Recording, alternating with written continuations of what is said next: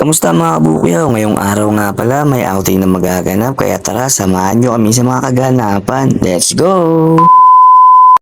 Tara na muna guys. Maligo muna tayo sa sa isang resort kasi napakainit na rito sa syudad.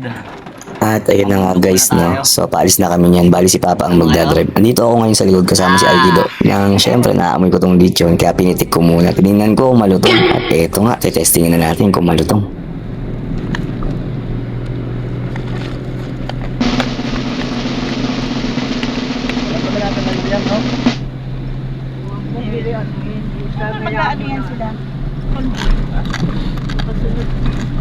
Wow! At nakita niyo naman sa reaction ko tsaka yung tunog, di ba?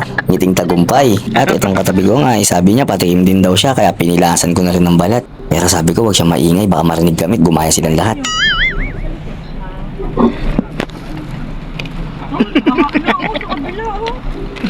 At eto na nga, no, nakarating na kami dito sa resort na pupuntahan namin. Dito lang to sa may bandang Boso-Boso. Along Marilaki Highway nga pala to. So, ang pangalan niya is Don Jose Private Resort. At dito nga nagkakantahan na sila, tinitesting na nila yung boses nila kung talaga may panlaban sila.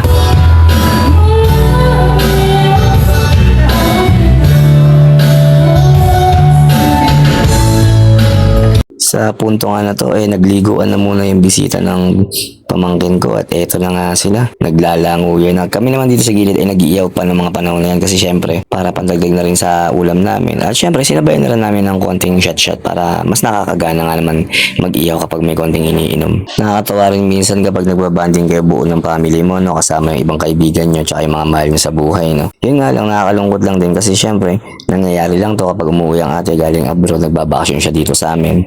At dito nga nag-start mga magkainan ng mga bugoy at pagkatapos namin kumain, eto party na, let's G, liguan na!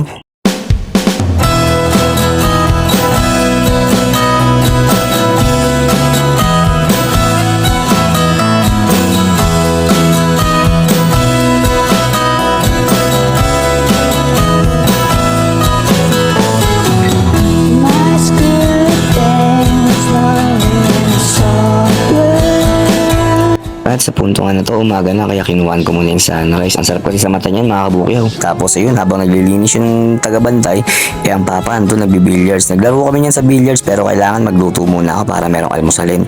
Para pagising ng ibang kasama natin, kakain na lang. So yun nga, napuyatan nga ako dyan at napasarap kasi sa inom tsaka sa kakaligo. Kaya ayun, let's G. Sa punto nga na to, nagluto lang ako ng kusino, itlog tsaka hotdog. Tapos yung kanin na tira kagabi, yun na lang yung ininit namin para yun yung maalmusan.